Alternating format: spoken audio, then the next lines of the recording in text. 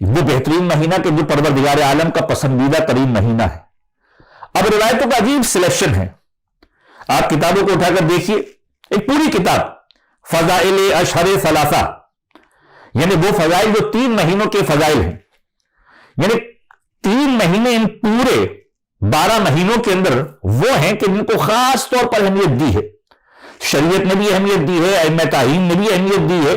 آپ ذرا غور کیجئے، ایک پوری کتاب موجود ہے فضائل اشہر ثلاثہ، جن میں ان 3 مہینوں کے بارے میں فضائل کو جمع کیا گیا۔ پہلا مہینہ کون سا ہے؟ رجب کا مہینہ۔ دوسرا مہینہ کون سا ہے؟ ماہ مبارک شعبان کا مہینہ۔ اور تیسرا مہینہ ہے ماہ مبارک رمضان کا مہینہ۔ ہر ایک اپنی ذات کے اندر، ہر مہینہ اپنے نام کے اندر، اپنی ذات کے اندر فضائل کو سموئے ہوئے ہے۔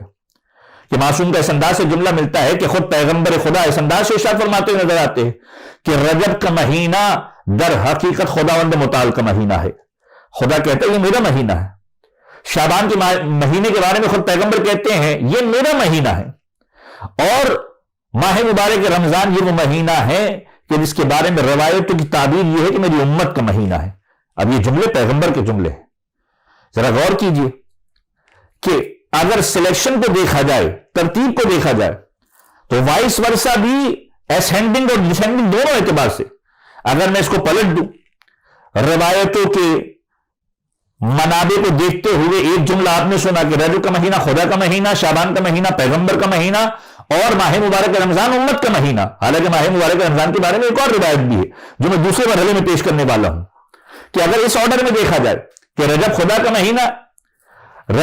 مہینہ، شعبان پیغمبر خدا کا مہینہ اور ماہ مبارک رمضان امت کا مہینہ، تو وہ یہ سیکوینس پروردگار عالم بتلا رہا ہے کہ یہ ماہ مبارک رجب خدا کا مہینہ ہے، اس کے بعد پیغمبر کا مہینہ ہے، اس کے بعد امت کا مہینہ ہے۔ یعنی سیکوینس خدا نے بتا دیا کہ یہ ہدایت کا جو سلسلہ ہے وہ خدا سے محمد مصطفیٰ تک پہنچا، محمد مصطفیٰ سے امت تک پہنچا۔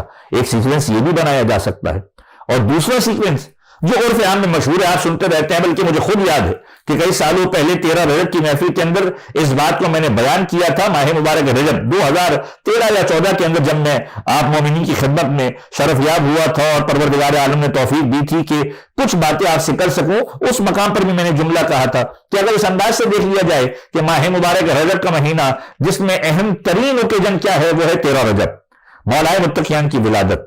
شعبان کا مہینہ خود پیغمبر کہتے ہیں میرا مہینہ ہے، بلکہ پیغمبر کی روایت کا جملہ ہے کہ ہے کوئی اس مہینے میں جو میری مدد کو آ جائے۔ کون سا مہینہ؟ ماہ مبارک شعبان، کہ اس مہینے میں ایک روزہ رکھ کر میری مدد کرو، یعنی پیغمبر خدا کی مدد ایک روزہ رکھ کر ماہ مبارک شعبان کے اندر۔ یہ پیغمبر خدا کی بہت مشہور و معروف روایت ہے۔ شعبان کا مہینہ گویا پیغمبر خدا کا مہینہ۔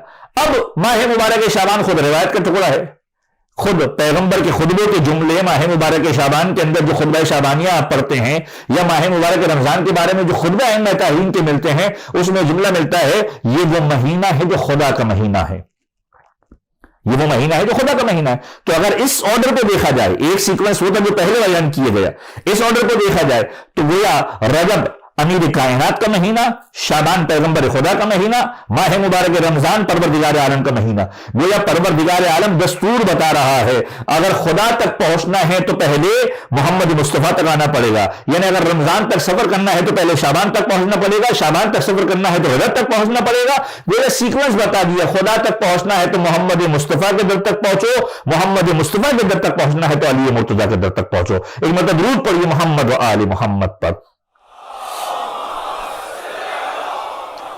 ذرا غور کیجیے کہ مہینہ وہ امپورٹنٹ ترین مہینہ ہے تو جس کو ائمہ تعین نے فوکس دی، اور ان 3 مہینوں کے بارے میں روایت تواتر کے ساتھ موجود ہے کہ جس میں ائمہ تعین نے ان کے فضائل کو بیان کیا ہے۔ اب صرف ماہ مبارک رجب کی ہی ہم بات کریں، ماہ مبارک رجب کس انداز سے گزارا جائے؟ روایتیں آپ سنتے رہتے ہیں، پڑھتے رہتے ہیں، مفاتیح الجنان کو کھول کر دیکھ لیجئے، پورا کا پورا چیپٹر ہے ماہ مبارک رجب کا۔ دعائیں بھی موجود ہوں گی، جو اعمال کرنے ہیں وہ بھی موجود ہوں گے، لیکن اگر صرف کمپائل کیا جائے 2-3 چیزوں کو کہ اس مہینے کو کیسے گزارا جائے، کیونکہ یہ مہینہ معمولی مہینہ نہیں، معصوم کی روایت میں اس مہینے کو تعبیر کیا گیا ماہ رجب العصب۔ عصب کہتے ہیں اس بارش کو جو خدا کی رحمت کی بارش ہے، کہ پروردگار عالم اپنی رحمت کی بارش اس انداز سے برسایا کرتا ہے کہ جس پر برس جایا کرتی ہے اسے اپنے دامن میں لے لیا کرتی ہے، یعنی خدا نے اپنی رحمت کے دروازے کو کھولا ہوا ہے۔ اور اس مہینے کا بہترین عمل کیا ہے؟ اگر یوں کہہ لیا جائے کہ خداوند متعال ایک پریکٹس کروا رہا ہے، کس چیز کی پریکٹس؟ سمجھانے کی حد تک یقیناً آپ مومنین واقف ہیں، خطبہ کو سنتے رہتے ہیں، لیکن بہرحال تذکراً میرے بچے بھی سن رہے ہیں، میری مائیں بہنیں بھی سن رہی ہیں، چھوٹے چھوٹے بچے بھی، بہت ساری چیزیں ہم ان ائمہ طاہرین کی محافل سے لے کر جاتے ہیں۔ آپ دنیا کا دستور یہ ہے کہ جب کسی چیز کے بارے میں انسان کو آمادہ کیا جاتا ہے، پہلے ایک چھوٹا سا ڈوز دیا جاتا ہے، پھر اس سے بڑھا کر ڈوز دیا جاتا ہے، پھر ایک ہیوی ڈوز دیا جاتا ہے۔ مثلا اگر کسی چیز پر کوئی ڈاکٹر کسی کو لانا چاہتا ہے تو وہ پہلے چیک کرتا ہے کہ ایک چھوٹا سا ڈوز دے کر دیکھو کہ آیا اس میں کیپیبلٹی ہے کہ اس کو برداشت کر سکتا ہے یا نہیں کر سکتا۔ توجہ رہے کہ ایک چھوٹا سا ڈوز دے کر محسوس کرنے کی کوشش کرتا ہے آیا یہ برداشت کر سکتا ہے یا نہیں کر سکتا۔ اگر دیکھتا ہے کہ برداشت کر رہا ہے پھر تھوڑے ڈوز کو بڑھا دیتا ہے کہ تھوڑے ڈوز کو اور بڑھا دو کہ آیا اس ڈوزیج کے بڑھانے کی وجہ سے اس کی ذات میں کوئی تبدیلی آ رہی ہے یا نہیں آ رہی۔ اور جب دیکھتا ہے کہ ہاں تبدیلی آ رہی ہے تو پھر وہ اس الٹیمیٹ ڈوز کی طرف لے کر جاتا ہے کہ جو اس کا محور ہوتا ہے کہ یہ اس کے لیے بہترین ہے، اسی انداز سے ہونا چاہیے، اور پھر باقاعدہ طور پر پرسکرپشن میں لکھا جاتا ہے کہ اس کو اس انداز سے ٹریٹ کیا جانا ہے۔ خداوند متعال نے باتقوی بنانے کے لیے، متقی بنانے کے لیے، انسان کو پرہیزگار بنانے کے لیے اگر کسی چیز کو رکھا ہے تو وہ رکھا ہے روزے کو، وہ رکھا ہے روزے کو۔ شہزادی کونین نے جو دربار میں خطبہ دیا تھا، اگر اس دربار میں دیے جانے والے خطبے کے نکات کو آپ پڑھنا شروع کریں تو شہزادی نے کچھ جملے کہے تھے، ان جملوں کو اگر آپ اسینڈنگ آرڈر میں لانا شروع کریں، شہزادی نے دین مبین اسلام اور شریعت کی تمام بنیادوں کو ایڈریس کیا، جس میں ایک جملہ کہا، چونکہ ایام قریب ہوئے لہذا کچھ جملے تبرکن کرتے ہوئے آگے گزر جاؤں اور موضوع سے مربوط کر دوں۔ یہ شہزادی نے کہا خداوند متعال نے ایمان کو اس لیے قرار دیا کہ تمہیں شرک کی نجاست سے دور کر سکے، یہ ایمان ہے جو تمہیں شرک کی نجاست سے دور لے کر جاتا ہے۔ خدا نے نماز کو اس لیے واجب قرار دیا کہ پروردگار عالم تمہارے اندر سے غرور و تکبر کو توڑنا چاہتا ہے۔ اللہ اکبر۔ اور پھر کہا خداوند متعال نے روزے کو اس لیے واجب قرار دیا کہ تمہیں پرہیزگار بنا سکے، تم غریب و مسکین کا خیال رکھ سکو۔ مختلف نسخوں کے اندر مختلف تعبیرات ملتی ہے۔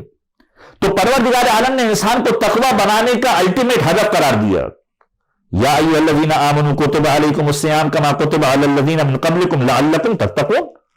تم پر روزے اس لیے لکھے گئے، تم سے پہلی والی امتوں پر بھی لکھے گئے تھے، کس لیے لکھے گئے کہ اس کے ذریعے سے تم متقی بن سکو۔ خدا چاہتے ہے تم باتقوی بن جاؤ، اور باتقوی بننے کے لیے شرط کیا ہے؟ روزہ۔ یہ وہ ظاہری زحمت ہے جو انسان کو برداشت کرنی ہے۔ لہذا اس کا ڈوزیج پروردگار عالم نے رجب میں تھوڑا رکھا، شعبان میں تھوڑا اور بڑھا دیا، اور پھر چونکہ رمضان میں وہ الٹیمیٹ ڈوز دیا جانا تھا جو تقوی کی طرف لے کر جاتا ہے کہ پورا ماہ مبارک رمضان میں روزہ رکھنا ہے، لہذا عادی بنایا گیا ماہ مبارک رجب سے کہ روزہ رکھو۔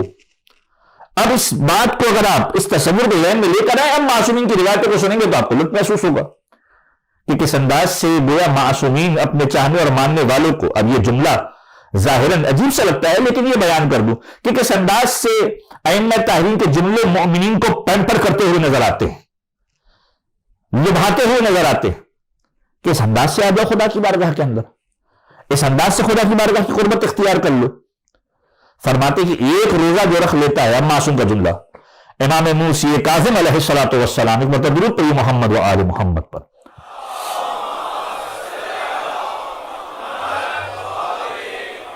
امام موسی کاظم کا جملہ فرماتے ہیں کہ جو شخص اس ماہ مبارک کے اندر ایک روزہ رکھتا ہے، ایک روزہ، فرمایا ایک روزہ اسے جہنم کی 1 سال کی مسافت سے دور کر دیا کرتا ہے۔